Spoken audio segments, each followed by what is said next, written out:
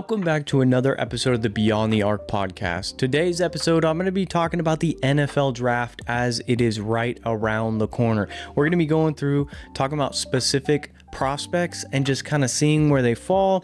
Should teams rise? Should teams hold off? Just kind of going through, giving you an overall feeling about this upcoming draft.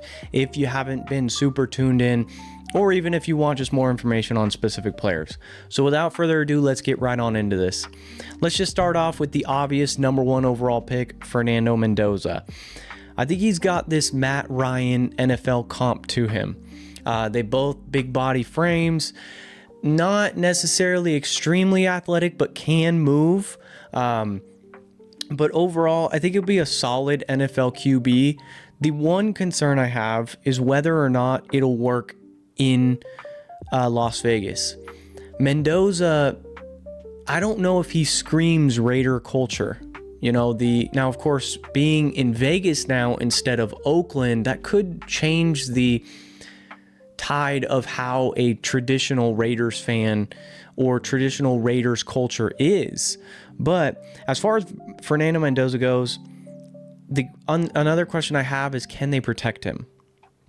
Are they going to somehow just go heavy O-line in this draft, find him weapons in this draft as well? Of course, you got Brock Bowers and Ashton Genty, but you don't really have good wideouts out there that are going to be able to get downfield to get him to throw the rock out there.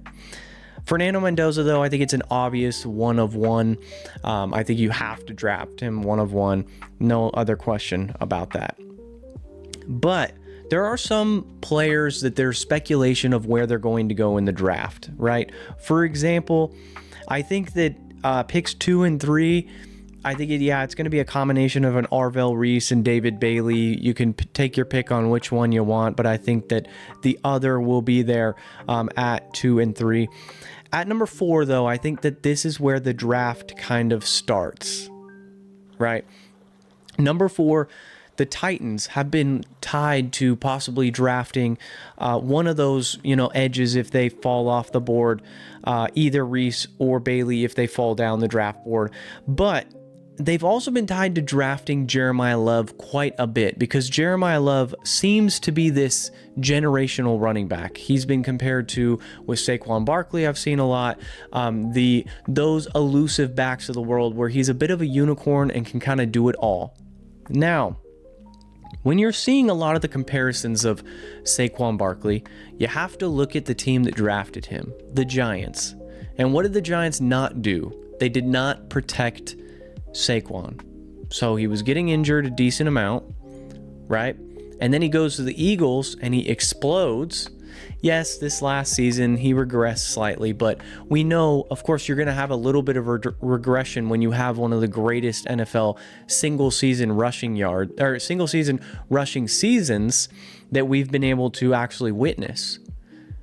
So the issue I have with Tennessee, I don't think that they should draft Jeremiah Love.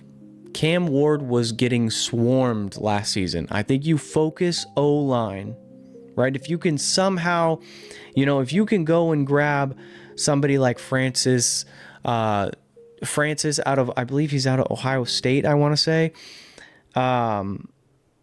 Let's see here. Anyways, if you can go draft O-line, if you're the Titans, I think that's huge. I think that's something you should do. Protect your guy, similar to like Justin Herbert getting, when they draft Rashawn Slater and when they just focus heavy draft. The Patriots, Drake May, of course, they drafted their O-lineman this year. He had a pretty rough Super Bowl, but it seems like he'll bounce back just fine.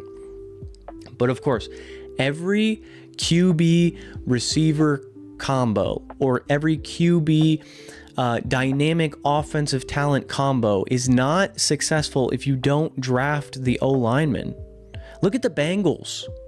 The Bengals have focused so heavy on offensive skilled positions that they've forgotten what a defense even is. Not only the defense, but that O-line. Joe Burrow's constantly injured because they neglect the O-line. Right? The Giants are figuring that out the hard way, that Jackson Dart is in and out of the blue tent every other week because he can't stay healthy because there's no O-line to protect him. Also, I think part of that's on Jackson Dart and his ability, and same thing with the Commanders. The Commanders have not been able to keep their quarterback healthy. The Dolphins haven't been able to keep their quarterback healthy. So O-line is extremely important in today's NFL, right? We look at the Lions, for example, had a fantastic O-line, and Jahmyr Gibbs was extremely successful. Jared Goff was staying healthy and protected and everything like that. This year they regressed a little bit because they lost a fantastic offensive coordinator, Ben Johnson. But still, it is extremely important to protect that O-line. Similar to what I was saying with Fernando Mendoza, I was questioning that. I question that with the Titans too. If they just choose Jeremiah Love here, who, yeah, sure, might be this generational prospect, but he's only going to be generational if you protect the guy, right? If he's constantly getting hit, it's what turned Saquon Barkley away from the Giants, right? That and the money, they didn't want to pay him. Same thing with the Titans. I think the Giants go either the player that slides to them, right? If one of those edges drops, or if one of those if the running back drops to them, they take the player that slides, or they take one of the O-linemen. I think that's an easy pick. This year's draft doesn't have a lot of like screaming superstar talent at the top of the draft, at least. It doesn't, like, it's got one QB, right? Fernando Mendoza. We know he's probably going to be pretty elite. But outside of that, there's Jeremiah Love, sure, but Jeremiah Love's only going to be good as a decent O-line, because even the best running backs in the NFL are only as good as their O-line. Following that, tons of defensive players and tons of offensive linemen, right? It's going to be a very top-heavy edge, linebacker, offensive tackle, guard position, so that's where I think that you can kind of wait on those skilled positions for later in the draft. I think that's when you find the diamonds in the rough. You find the Puka Nakuas and the Cooper Kupps later in the draft. You don't necessarily need to focus receiver. I think you focus heavy, or maybe you do the opposite. Because so many O-linemen are being drafted and so many edges and so many linebackers being drafted, there's a high doubt that there's going to be 10, 12, 15 successful day one starting O-linemen, day one starting linebacker, day one starting edges. So maybe you do take the wide receivers that are sliding, the safeties that are sliding on the board. But overall, the draft, Giants, Titans, I think because you're so high up there at 4 and 5, you focus on the player that slides, if somebody slides, or O-lineman. All right. Other players that do excite me about this draft class. The Commanders at 7 are such an intriguing piece, because when I've looked at so many different mock drafts, I've seen so many different players be penciled into this slot. I've seen guys like Carnell Tate. I've seen defensive players. I've seen O-linemen to protect Jaden Daniels. And I am super high on protecting Jaden Daniels because he's been super injured. But at this point, there might be 1 or 2 offensive linemen off the board. I think you might focus a little defense here. I'm okay with either one of these players, but a year ago, we were talking about Caleb Downs being the best player in this draft. Would have gone 1 or 2. And then, of course, the season happened, and then there's so many good Ohio State players that he's kind of sliding down the draft board. In my eyes, I still think that he's extremely talented, and I think he's being overlooked. And yeah, a lot of people are thinking, well, safety is just something we can wait on. It's not a super important position. But I think that a player like Caleb Downs could be a game-changing player, could be a Cam Chancellor-esque, right? Could be a Kyle Hamilton-esque, one of the highest paid players in the NFL. Caleb Downs can seem to be playing anywhere. I think you could throw him at linebacker in some plays, safety, right? You throw him in free safety, you throw him, in coverage. Like, Caleb Downs can kind of do it all. And I would like the Commanders to go get a guy like that. And I do have a second player here for potential, because if they don't go him, I get that. He's sliding on people's draft boards. I think that maybe you go Ruben Bain. Ruben Bain from Miami. I like this pick for them as well. I know people are concerned about his arm length. I don't care about the whole arm length thing. I really don't think it matters as much as people make it seem. Aaron Donald was considered to have small arms, right? A lot of players have small, like undersized arms, sure. Aaron Donald's one of the greatest players to ever play football, right? Ruben Bain, when you watch the film, when you watch the gameplay, he looks like he tears it up on the field. I think that he's being overlooked as well. So I think the Commanders at 7 can capitalize on those players that are being overlooked. I understand the potential for them to possibly go receiver here. Like I said before, some mock drafts had Carnell Tate here. Me personally, like I said before, I think you can wait because I think that there are diamonds in the rough down the road. I think that, yeah, the injury prone receivers might get taken a little high here, so you can kind of wait on receiver, right? There's some other players here that are more important that you don't want to let superstars slide. And I think Caleb Downs and Ruben Bain are two superstars that you don't want them to fall into the hands of. For instance, at number 9, I don't want to see, as an NFL fan, right? I'm a big Dolphins fan, but more importantly, right, I think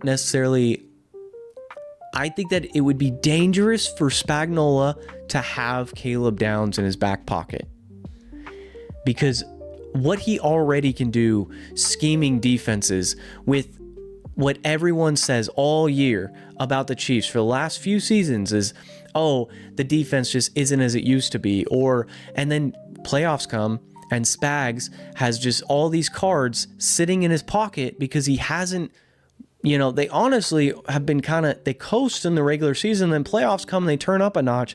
And it would be terrifying to see either Ruben Bain or Caleb Downs sitting there at 9 for the Chiefs and Spagnuolo to potentially have, and him already, the Swiss Army knife that those players are. I think you can also include, who was I going to say?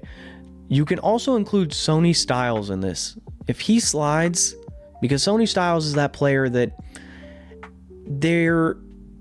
they've compared him a lot to the Isaiah Simmons-esque, where came in and he's a bit of a Swiss Army knife, where he can play in multiple positions, and that scared a lot of teams off of him.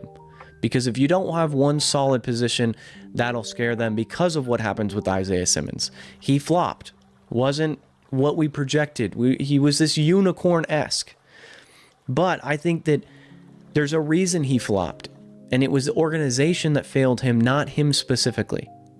I think because if you put him with somebody like Spags, who knows how to manipulate the defense already, and then you put him with some player that, yeah, is a Swiss Army knife, that is terrifying. Trent McDuffie just got paid $100 million, not only because Trent McDuffie's super good, but Spagnuolo created that. So that's what scares me a lot about Kansas City drafting at 9, is they're probably going to pick up the scraps of whoever slides. There's a lot of players I can definitely see sliding down the board, because they're going to focus heavy O-line and they're going to focus heavy edge or linebacker early on in the draft. Right? I could see the Chiefs potentially here taking a receiver, a Carnell Tate or a Malachi Lemon or somebody like that. But I've seen a lot of mock drafts where Caleb Downs slides to the Bengals at 10. I just can't see him being there at 10. Because, yeah, I think it's a match made in heaven. I think they go there. They should. I mean, if they don't draft defense here, the owner should consider selling the team. Because what are you doing focusing? Or, sure, if you draft an offensive lineman, I'll give them that. If they draft O-line, cool. I won't be super mad at that. Do I think that they should go defense? Absolutely. But it wouldn't surprise me if they go offense, because it's them. All right. As I said before, I'm a Dolphins fan. I would love to see the Dolphins, although there is a huge need at receiver because Jalen Waddle's gone, Tyreek Hill's out. There is no receivers in the building. Like I said, I think you just wait on receiver. You go O-line here to protect Malik Willis, and you go with Spencer Fano out of Utah. I think he could be one of the better offensive linemen in this draft. I like his frame. I like his size. I think he'll be a solid offensive lineman. And yeah, you sign Malik Willis to a 3-year deal, right? That doesn't mean you necessarily have to stick with him because of next year's draft class, but I'll get to that here in a minute. But as of right now, your QB1 is Malik Willis, and you want to test him out. And you want to test him out properly. You don't want him there scrambling around, getting tackled each and every play, because it's already going to be tough with such a weak receiver room. Now, throw on top of that, you do focus probably pretty heavy on the run because of Malik Willis's ability to scramble on top of Devon Achane's ability to run.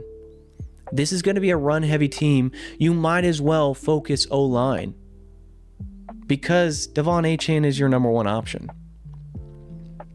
So I think they should go O-line there. All right. I'm kind of skipping around the draft here a little bit because I think there are some obvious picks. I think Dallas goes defense. They go with like a corner, or, let's say Caleb Downs slides them. I think they go somebody in the secondary there.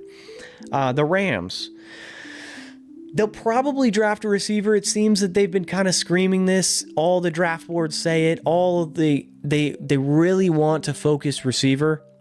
Because, of course, Cooper Kupp is not, he's not in the building anymore. Puka, who knows what's up with him? Tough offseason for that guy. So, yeah, they probably go with one of the receivers. Might be the first receiver off the board. I do think that the Rams, either that or they'll trade back. And if they trade back, that potentially could be where we see our second quarterback drafted. Speaking of... let's talk about offensive skilled options here, right? There's the Jordan Tysons of the world. There's the Malachi Lemon. There's Carnell Tate. But I want to talk about the tight end, Kenyon Sadiq. I think that the Panthers at number 19 would be a great fit for him.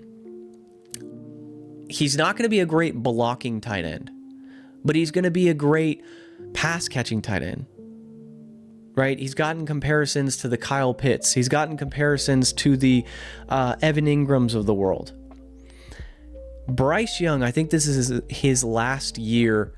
If he doesn't produce well, yeah, they made the playoffs, but I think you need something. I think that because at this point, you're kind of at the roster offensively is pretty solid. You have, of course, Tet out there at receiver. The running back room's not terrible. Bryce Young, though, is the biggest question mark. The defense is all right. It's not great, but it's all right. But I think there is potential here for this Carolina Panthers team. They're a young, exciting team. So I think you go draft tight end because... maybe, like I said, I feel like I'm a carousel here where I keep saying the same thing over and over. Maybe they go O-line, but what I'll say is they go tight end here. They take Kenyon Sadiq, who's one of the more intriguing tight ends because he's basically just an oversized receiver. And we've seen what big old receivers can do, right? Big receivers like A.J. Brown. Big receiver tight end position like a Travis Kelce. Big receiver like an Evan Ingram. What they can do is catch the ball and have tackles miss. So Kenyon Sadiq gets drafted here, let's say. They give Bryce Young one more year and say, hey, look, you either got it or we're going to draft a QB next year because next year's class is heavy. So we're just giving you a heads up now saying, hey, we're going to put our faith in you. We hope it's you. But Tet is only so young. And this offense is only so young. It's only going to be so young for so long. We got to make a decision now.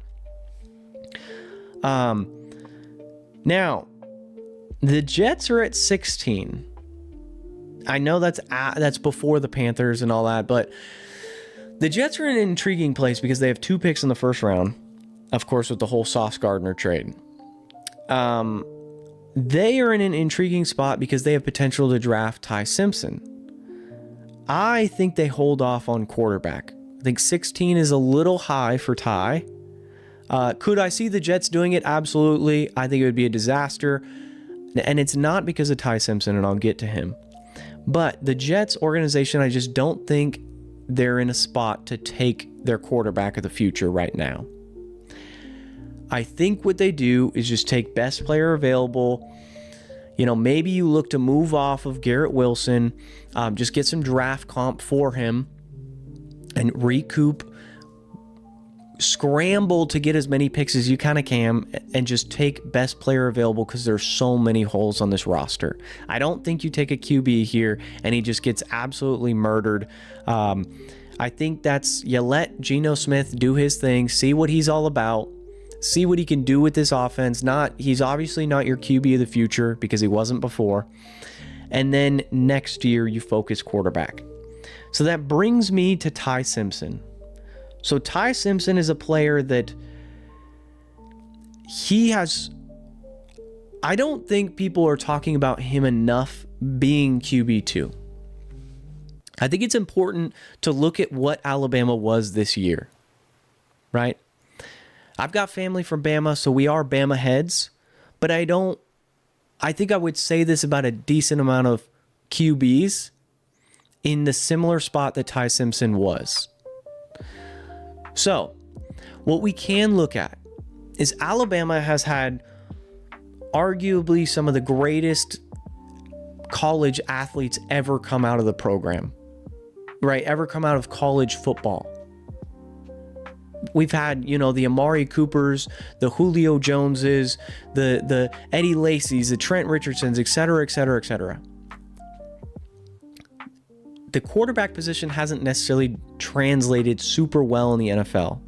But one, that was under Nick Saban, and I'm not blaming Nick Saban.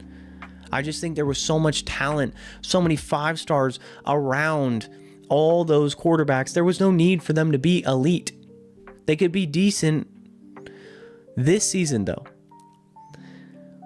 Alabama has always had a run game, always had a dominant run game, always had dominant receivers, always had a great O-line.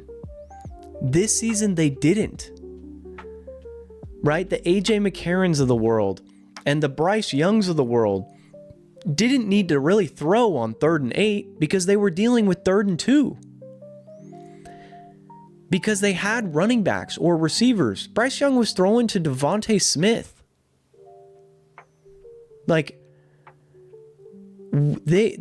Whereas this year, the first receiver off the board for Bama is going to be Bernard, and he's like a 2nd or 3rd rounder. Late 2nd, early 3rd, maybe.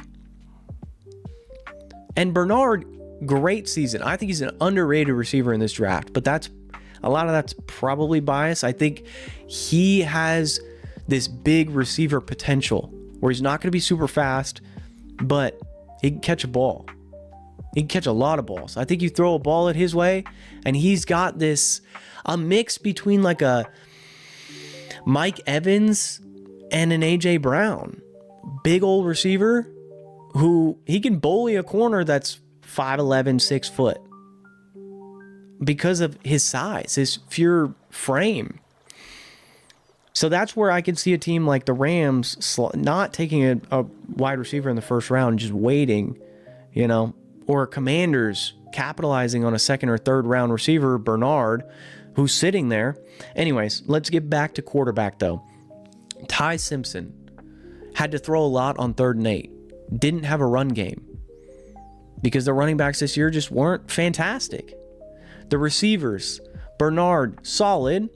Ryan Williams had a down year. He was projected to be this superstar receiver, and I still think there's potential there.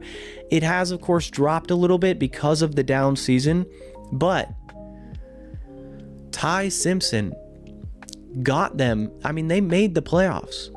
Yeah, they got stomped by Indiana, but Indiana was clearly the best team in college football. They had grown men out there on the field. But up until that point, Bama played decent teams and they won decent games. Ty Simpson made solid reads. Ty Simpson played in DeBoer's offense, which is pretty close to NFL ready. He runs an NFL offense, and Ty Simpson was able to manage that. I'm not saying that he's some day one starter and he's going to change a franchise or something like that. I'm not saying he's like, I think Fernando Mendoza is a clear number one. But I could see Simpson being a solid starter in the league. Especially, like, I mean, there's an opportunity here for a team, yeah, like the Jets. You're telling me he couldn't start on the Jets? I mean, you're telling me that the Browns couldn't take a shot at him? But I will get to Ty Simpson. I do think that there is a point in this draft, and I believe it's pick 21, which is the Steelers. Pick 21 is the Steelers. After that, that's where the slide happens.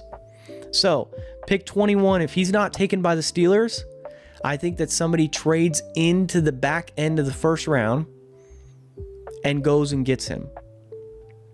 Because now, a lot of people might be like, well, why wouldn't you just wait to the second round if he's not going to get taken? I think he will be drafted in the first round, even if people project him to be a second round quarterback, even if that team projects that they could get him in the second round.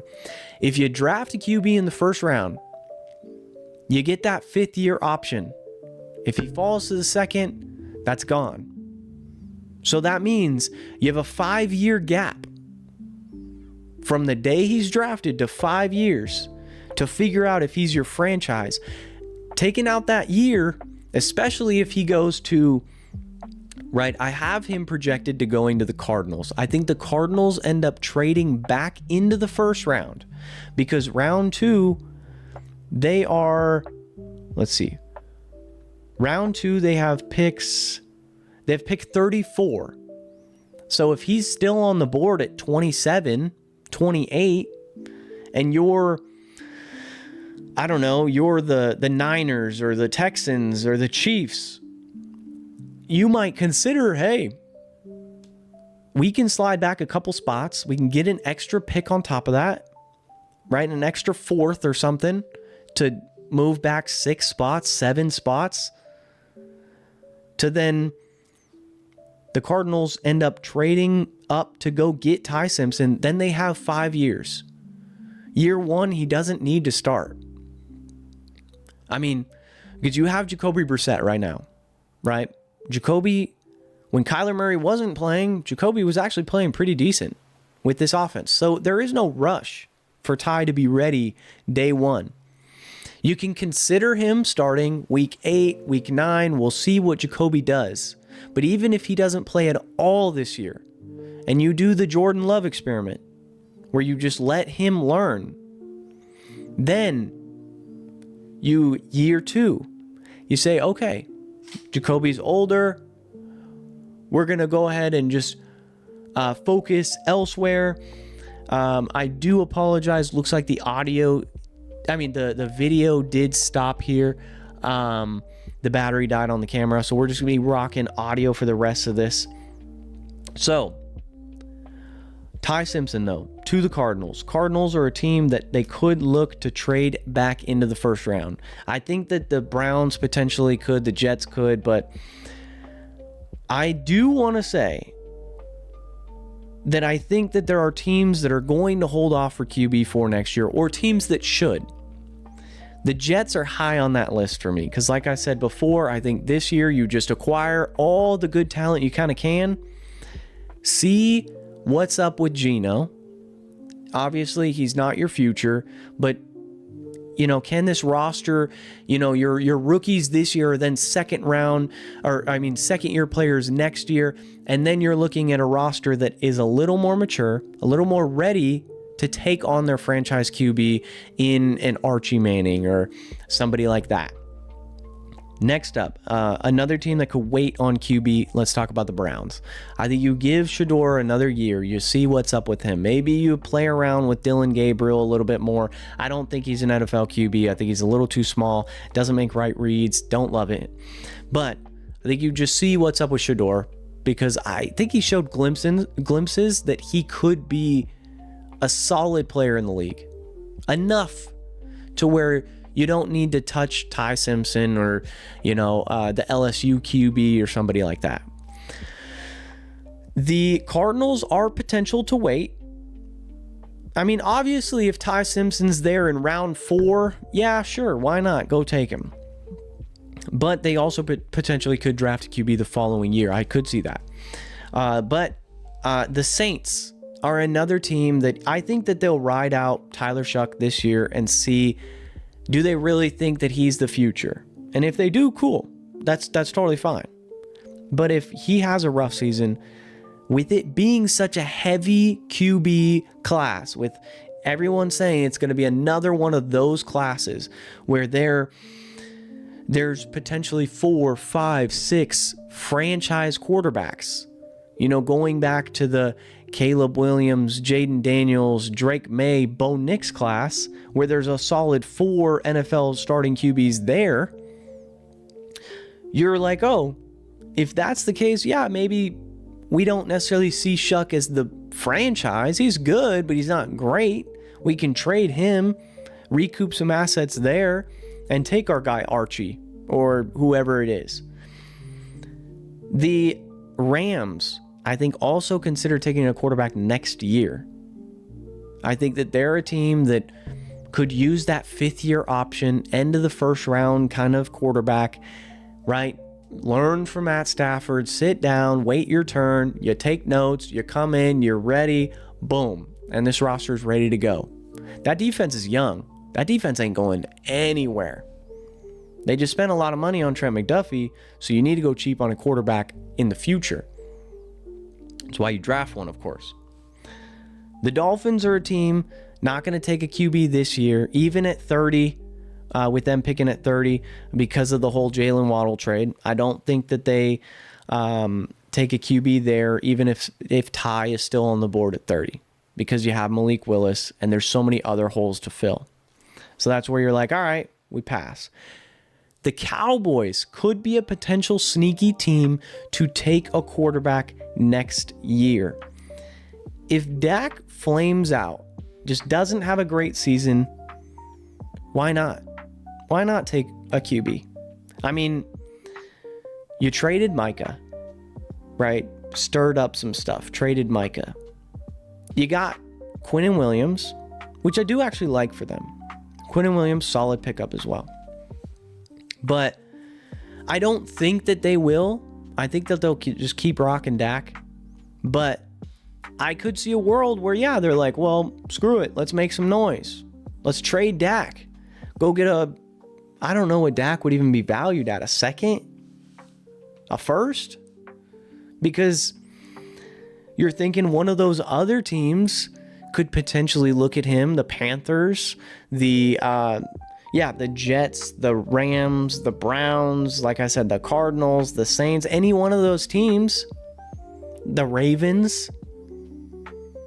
Because let's say Lamar, 1, doesn't have a great season, 2, they flame out again. Next up, though, the Panthers, I think, are a team. I talked about it earlier. They're going to give Bryce one more year to run it. If it doesn't go well, they draft a QB.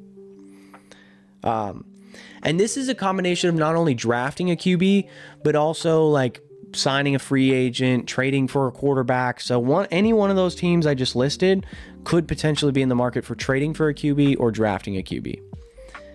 Next, my last team, and this might be the most like shocking one, would be the Texans. The Texans, I don't think it's CJ Stroud having this I don't think he's a bust. I think it was the O-line that was the issue, and I think they fixed that in this year's draft. But the thing you have to consider is, what if he has another down season? What if he's not? What if it was just, a one-hit wonder, a Michael Carter Williams-esque, where had a great rookie season. Outside of that, not an NFL QB. Or Michael Carter Williams, for example, had a great rookie season, won Rookie of the Year. Outside of that, didn't do anything.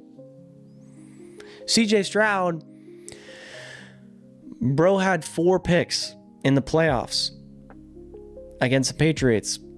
I mean, I can't completely... Yeah, the O-line was atrocious. But at some point, bro, just go down. Don't throw the dangerous ball. I will give CJ Stroud this year to prove that he's not a bust. I believe in him. I've got rookie cards of him sitting in a vault, waiting to be sold for when he's super good. Can't sell him now because it's at an all-time low. But I believe in CJ Stroud. I think CJ Stroud is a legit NFL QB.